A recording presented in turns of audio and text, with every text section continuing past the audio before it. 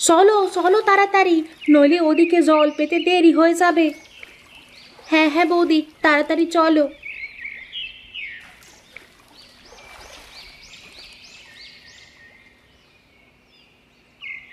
কোথায় যাচ্ছ তোমরা?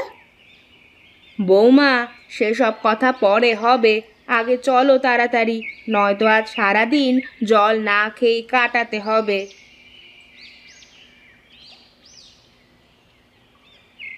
দিন মা, আপনার কলসিটা দিন, আমি ভরে নিচ্ছি।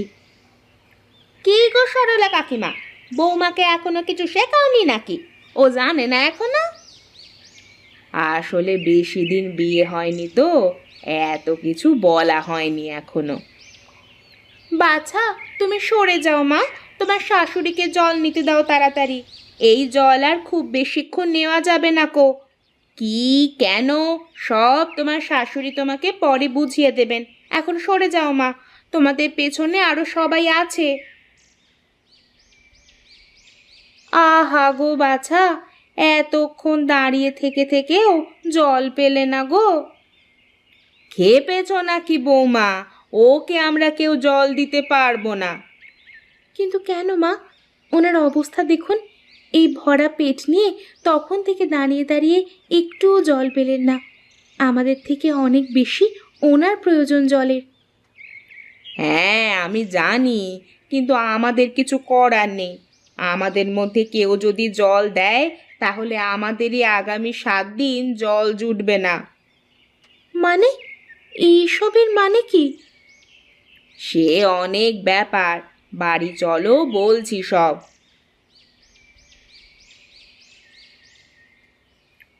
বৌমা, কলসি দুটো রান্নাঘরে রেখে এসো বরং, আর পারলে একটু চা করো তো। হ্যাঁ মা, আনছি, আপনি বসুন। জল দেব? আপনি তো হাঁপিয়ে গেছেন। না না, সে ঠিক আছে, সমস্যা নেই, ওরকম আমার অভ্যেস আছে। তুমি যাও। আমি জানি তোমার মাথায় অনেক প্রশ্ন ঘুরছে। এসব কি, কেন, এরকম অদ্ভুত ব্যাপার স্যাপার কেন ঘটছে, তাই তো? না মা, আসলে সব কিছুর ওপরে আমার মিনতির ব্যাপারটা খুব খারাপ লাগছে।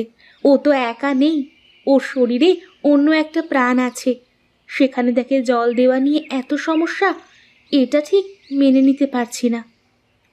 হ্যাঁ জানি বৌমা, কিন্তু কি বলো তো, একদিন জল না খেলে ওর হয়তো কষ্ট হবে ঠিকই, তবে ওর প্রাণ সংশয় কিন্তু হবে না।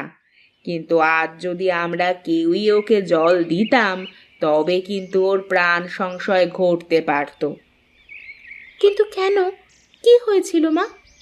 শোনো তাহলে, আমার শাশুড়ি মা আর দিদা শাশুড়ির থেকে শোনা এই গল্প।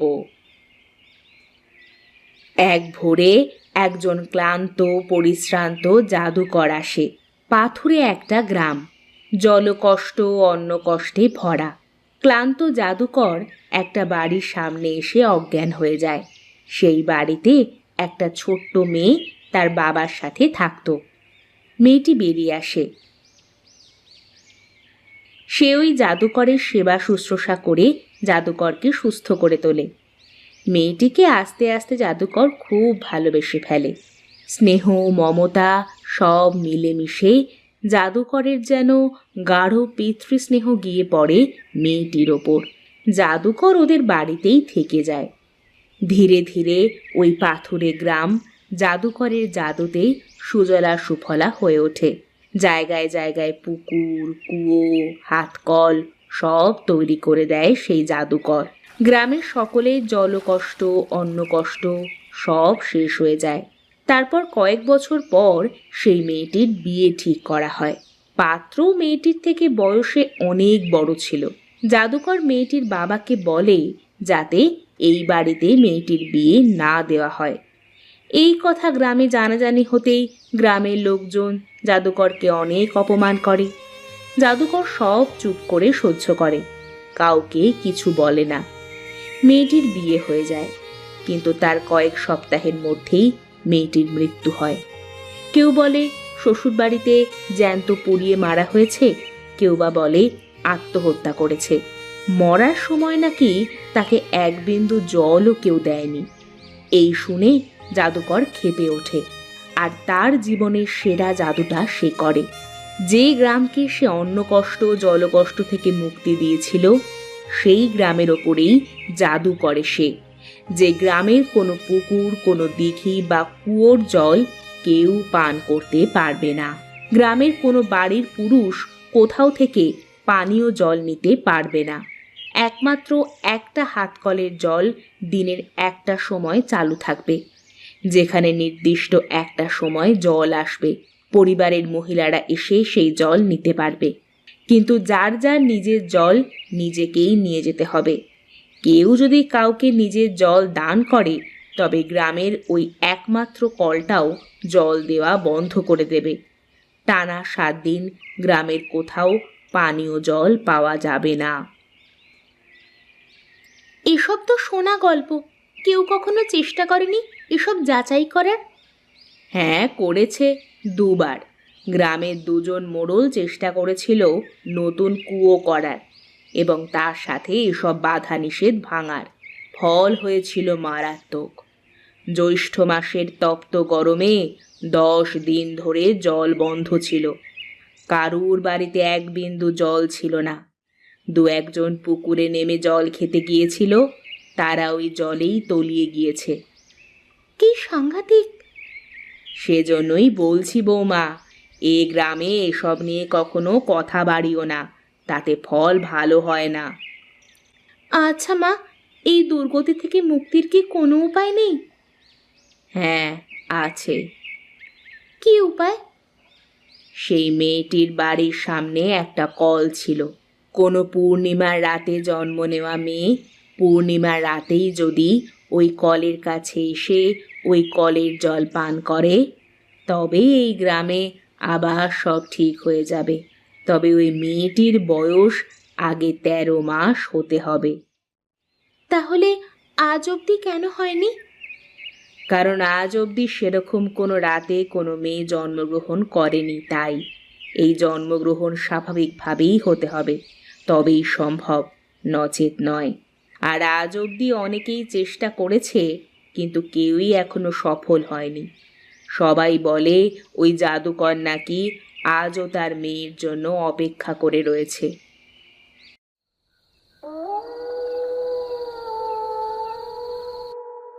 সকালবেলা গ্রামের সব মেয়ে বউরা লাইনে দাঁড়িয়ে আছে জল নেওয়ার জন্যে। মিনতিও এসে দাঁড়ায়। নতুন বউ তাকে দেখে নিজের জায়গায় মিনতিকে দাঁড় করিয়ে দেয়। মিনতিকে দেখেই বোঝা যাচ্ছিল তার সময় প্রায় আসন্ন। তার চোখ মুখ শুকিয়ে গেছে। এক এক করে সবাই জল ভরে নেয়। মিনতিও নিজের কলসিতে জল ভরে। জল আসা বন্ধ হয়ে গেলে সবাই যখন চলে যেতে শুরু করে, ঠিক তখনই মিনতির চিৎকার কানে আসে।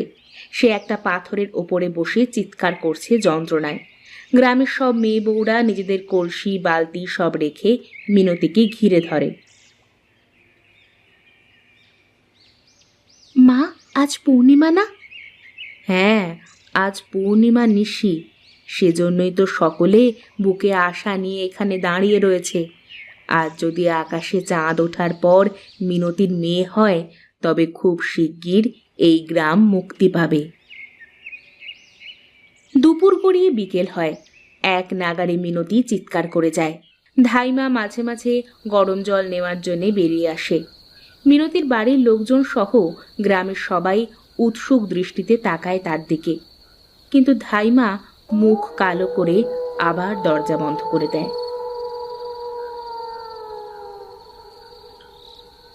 মেয়ে হয়েছে, সবাই শুনে হৈ হৈ করে ওঠে।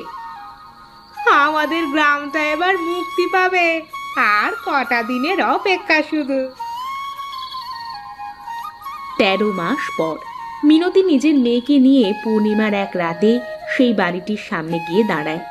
তার সাথে নতুন বউ এবং মিনতির স্বামীও রয়েছে। বাড়ির দরজার সামনেই একটা হাত কল রয়েছে। বহুদিনের অব্যবহারে কলটির গায়ে জং ধরে গেছে। মিনতি, তুমি তোমার মেয়ের হাতটা ওই কলে ছোঁয়াও। আমার মেয়ের কোনো ক্ষতি হবে না তো গো? এটুকু ঝুঁকি আমাদের নিতেই হবে বলো। এই বছরে এই গ্রামে তো কোনো মেয়ের জন্ম হয়নি। তোমার মেয়ের কোনো ক্ষতি জাদুকর করবেন না। মিনতি একবার তার কোলের মেয়ের দিকে তাকায়। সে খিলখিল করে হাসছে। তার মেয়ের হাতটা একবার কলের গায়ে ছোঁয়ায়। তারপর মিনতির বর হাত কল দিয়ে জল বের করে। মিনতি সামান্য একটু জল মেয়ের মুখে দিয়ে দেয়। আর ঠিক তখনই ওই জলের কলটা ধীরে ধীরে মাটির নিচে চলে যায়। তারপর সেখানে কিছু সাদা সাদা ফুলকি উড়ে ছড়িয়ে যায় সারা গ্রামে। গ্রামের সমস্ত জলাশয়ের মধ্যে সেই ফুলকিগুলো মিশে যায়। আচ্ছা, কিছু কি পরিবর্তন বুঝতে পারছো কেউ? একবার একটু দেখা যাক বরং। চলো, এই কলের কাছে আমরা যাই। যদি সেই কল থেকে জল পড়ে তাহলেই বুঝতে হবে সব বিপদ কেটে গেছে।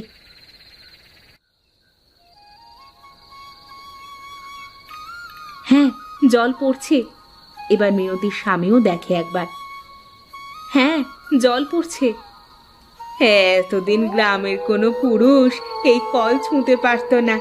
এর মানে আমাদের গ্রাম সাপ মুক্ত হলো, তাই না নতুন বউ?